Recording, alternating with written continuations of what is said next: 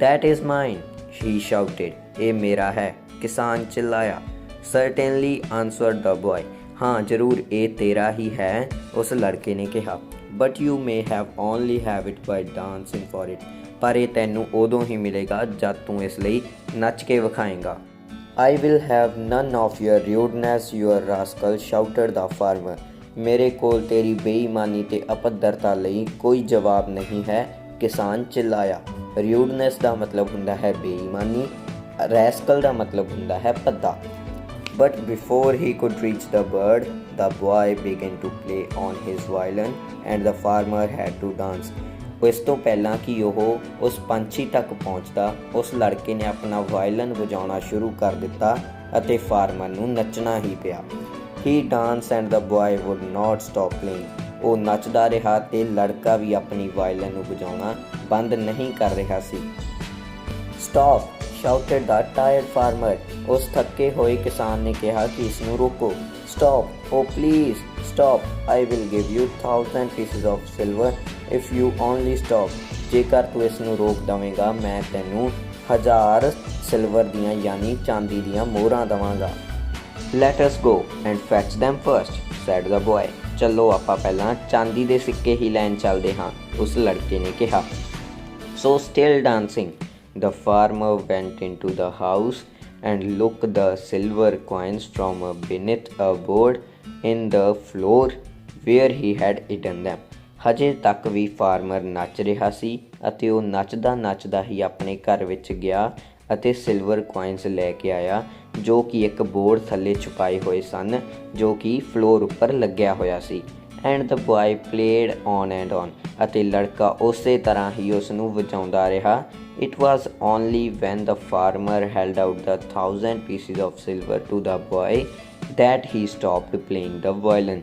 ਜਦ ਤੱਕ ਉਸ ਫਾਰਮਰ ਨੇ ਉਸ ਲੜਕੇ ਨੂੰ 1000 ਚਾਂਦੀ ਦੇ ਸਿੱਕੇ ਨਾ ਦੇ ਦਿੱਤੇ ਉਦੋਂ ਤੱਕ ਉਹ ਆਪਣੀ ਵਾਇਲਨ ਨੂੰ ਵਜਾਉਂਦਾ ਹੀ ਰਿਹਾ. Then he went on his way. ਫਿਰ ਉਹ ਆਪਣੇ ਰਸਤੇ ਪੈ ਗਿਆ. But the farmer ran before him into the village. ਪਰ ਜੋ ਕਿਸਾਨ ਸੀ ਉਸ ਦੇ ਪਿੱਛੇ ਹੀ ਪਿੰਡ ਵਿੱਚ ਚਲਾ ਗਿਆ. And told the police that the boy was thief. ਅਤੇ ਉਸਨੇ ਪੁਲਿਸ ਕਰਮਚਾਰੀਆਂ ਨੂੰ ਕਿਹਾ ਕਿ ਉਹ ਲੜਕਾ ਚੋਰ ਹੈ. The magistrate sent out the policeman. ਜੱਜ ਨੇ ਕੁਝ ਪੁਲਿਸ ਕਰਮਚਾਰੀਆਂ ਨੂੰ ਭੇਜਿਆ. And they soon caught the boy with the 1,000 pieces of silver.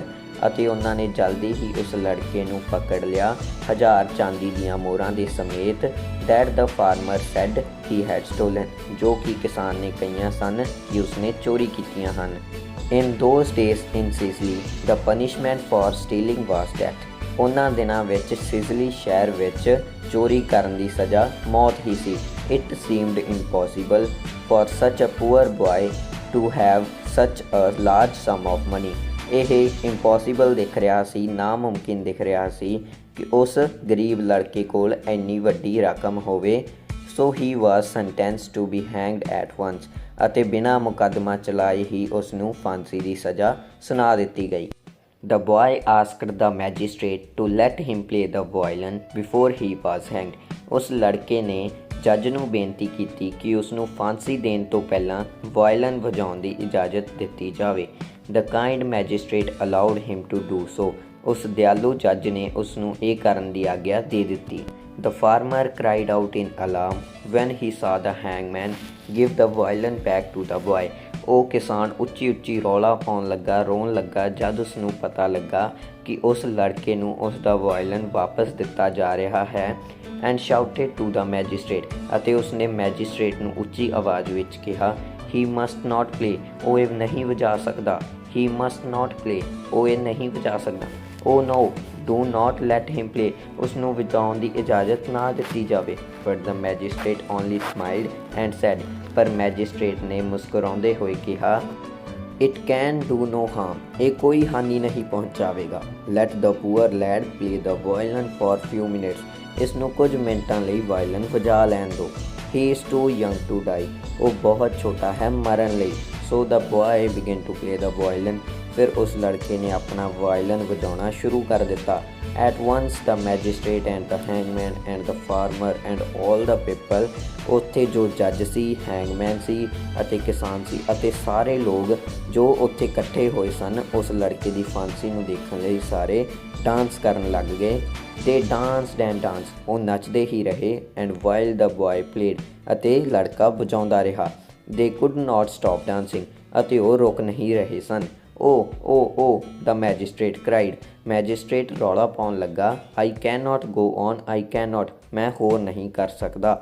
But he had to dance because he could not stop, ਪਰ ਉਸ ਨੂੰ ਨੱਚਣਾ ਹੀ ਪੈਣਾ ਸੀ ਕਿਉਂਕਿ ਉਹ ਰੁਕ ਨਹੀਂ ਸੀ ਸਕਦਾ। ਮੇਕ ਹਿਮ ਸਟਾਪ, ਕਿਰਪਾ ਕਰਕੇ ਇਸ ਨੂੰ ਰੋਕੋ। ਕਰਾਈਡ ਦਾ ਟਾਇਰਡ ਫਾਰਮਰ, ਥੱਕੇ ਹੋਏ ਕਿਸਾਨ ਨੇ ਕਿਹਾ।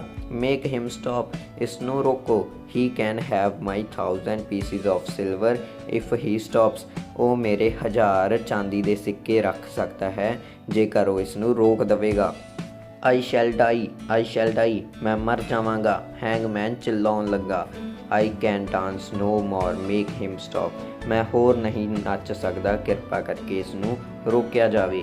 But the boy played on, ਪਰ ਉਹ ਲੜਕਾ ਵਜਾਉਂਦਾ ਹੀ ਰਿਹਾ। And the magistrate and the hangman and the farmer looked like dead people dancing, ਅਤੇ ਉਹ ਸਾਰੇ ਇੰਜ ਲੱਗ ਰਹੇ ਸਨ ਜਿਵੇਂ ਕੋਈ ਮਰੇ ਲੋਕ ਹੀ ਨੱਚ ਰਹੇ ਹੋਣ। They had no strength left in them, ਉਹਨਾਂ ਵਿੱਚ ਬਿਲਕੁਲ ਵੀ ਸ਼ਕਤੀ ਜਾਨ ਨਹੀਂ ਬਚੀ ਸੀ। But they could not stop, ਪਰ ਉਹ ਰੁਕ ਨਹੀਂ ਸਕਦੇ ਸਨ। At last the magistrate cried, stop boy stop, ਅੰਤ ਵਿੱਚ ਮੈਜਿਸਟ੍ਰੇਟ ਨੇ ਕਿਹਾ, ਜੱਜ ਨੇ ਕਿਹਾ, ਇਸ ਨੂੰ ਰੋਕੋ ਲੜਕੇ। ਯੂ ਸ਼ੈਲ ਗੋ ਫਰੀ, ਤੂੰ ਆਜ਼ਾਦ ਹੈ। The farmer gives you the 1000 pieces of silver, farmer ਨੇ ਤੈਨੂੰ, ਕਿਸਾਨ ਨੇ ਤੈਨੂੰ 1000 ਚਾਂਦੀ ਦੇ ਸਿੱਕੇ ਦੇ ਦਿੱਤੇ ਹਨ। And I give your freedom, ਅਤੇ ਮੈਂ ਤੈਨੂੰ ਤੇਰੀ ਆਜ਼ਾਦੀ ਦੇਵਾਂਗਾ। Very well said the boy, ਬਹੁਤ ਅੱਛੇ, ਲੜਕੇ ਨੇ ਕਿਹਾ। Tell the hangman to fetch my gun and silver pieces and I will stop, ਉਸਨੇ ਜੱਜ ਨੂੰ ਕਿਹਾ ਕਿ ਉਹ ਆਪਣੇ ਹੈਂਗਮੈਨ ਨੂੰ ਕਹਿ ਦੇਵੇ ਕਿ ਮੇਰੀ ਗਨ ਅਤੇ ਮੇਰੇ ਸਿਲਵਰ ਪੀਸਿਸ ਨੂੰ ਲਿਆ ਦੇਵੇ ਅਤੇ ਮੈਂ ਇਸ ਵਾਇਲਨ ਨੂੰ ਸਟਾਪ ਕਰ ਦੇਵਾਂਗਾ, ਰੋਕ ਦੇਵਾਂਗਾ। ਸੋ ਦਾ hangman danced away to the court house, hangman ਨੱਚਦਾ ਹੋਇਆ ਕੋਰਟ ਹਾਊਸ ਵਿੱਚ ਪਹੁੰਚਿਆ। Where the silver and the gun were kept, ਜਿੱਥੇ ਕਿ ਚਾਂਦੀ ਅਤੇ ਉਸਦੀ ਬੰਦੂਕ ਪਈਆਂ ਸਨ। He returned with the boy's things in his hand, ਜੋ ਲੜਕੇ ਨੂੰ ਚੀਜ਼ਾਂ ਚਾਹੀਦੀਆਂ ਸੀ ਉਹ ਉਹਨਾਂ ਨੂੰ ਹੱਥ ਵਿੱਚ ਲੈਂਦਾ ਹੋਇਆ ਆਇਆ। The boy said, tie the gun to my belt, ਜੋ ਗਨ ਹੈ, ਬੰਦੂਕ ਹੈ, ਉਸ ਨੂੰ ਮੇਰੀ ਬੈਲਟ ਨਾਲ ਬੰਨ੍ਹ ਦਿੱਤਾ ਜਾਵੇ। And put the money in my pockets, ਅਤੇ ਪੈਸਿਆਂ ਨੂੰ ਮੇਰੀਆਂ ਜੇਬਾਂ ਵਿੱਚ ਪਾ ਦਿੱਤਾ ਜਾਵੇ। Because I trust no one any more, ਕਿਉਂਕਿ ਮੈਂ ਇਸ ਤੋਂ ਵੱਧ ਹੋਰ ਕਿਸੇ 'ਤੇ ਯਕੀਨ ਨਹੀਂ ਕਰ ਸਕਦਾ। I shall not stop playing until I have that which is my own, ਮੈਂ ਉਦੋਂ ਤੱਕ ਵਜਾਉਣਾ ਬੰਦ ਨਹੀਂ ਕਰਾਂਗਾ ਜਦੋਂ ਤੱਕ ਜਿਹੜਾ ਕੁਛ ਮੇਰਾ ਹੈ ਉਹ ਮੇਰਾ ਨਹੀਂ ਹੋ ਜਾਂਦਾ। And I am too far away from you to catch me again, ਅਤੇ ਮੈਂ ਉਦੋਂ ਤੱਕ ਵੀ ਵਜਾਉਣਾ ਬੰਦ ਨਹੀਂ ਕਰਾਂਗਾ ਜਦੋਂ ਤੱਕ ਮੈਂ ਤੁਹਾਡੇ ਤੋਂ ਬਹੁਤ ਦੂਰ ਨਹੀਂ ਚਲਾ ਜਾਂਦਾ ਅਤੇ ਤੁਹਾਡੇ ਫੜਨ ਦੀ ਪਹੁੰਚ ਤੋਂ ਬਾਹਰ ਨਹੀਂ ਹੋ ਜਾਂਦਾ। When the gun was tied to his belt, ਜਦੋਂ ਉਸ ਦੀ ਗਨ, ਉਸ ਦੀ ਬੰਦੂਕ ਉਸ ਦੀ ਬੈਲਟ ਨਾਲ ਬੰਨ੍ਹ ਦਿੱਤੀ ਗਈ। And the money was in pockets, ਜਦੋਂ ਉਸ ਦੀ ਮਨੀ ਉਸ ਦੀ ਪੋਕਿਟ ਵਿੱਚ ਪਾ ਦਿੱਤੀ ਗਈ। ਹੀ ਬਿਗੇਨ ਟੂ ਵਾਕ ਅਵੇ, ਉਸਨੇ ਚੱਲਣਾ ਸ਼ੁਰੂ ਕਰ ਦਿੱਤਾ। But he still played on the violin, ਪਰ ਉਹ ਉਦੋਂ ਵੀ ਵਾਇਲਨ ਵਜਾਉਂਦਾ ਰਿਹਾ। Because he would not trust them, ਕਿਉਂਕਿ ਉਹ ਉਹਨਾਂ 'ਤੇ ਬਿਲਕੁਲ ਵੀ ਯਕੀਨ ਨਹੀਂ ਕਰਦਾ ਸੀ। The farmer and the magistrate and the hangman kept dancing in the marketplace until the sound of violin had died.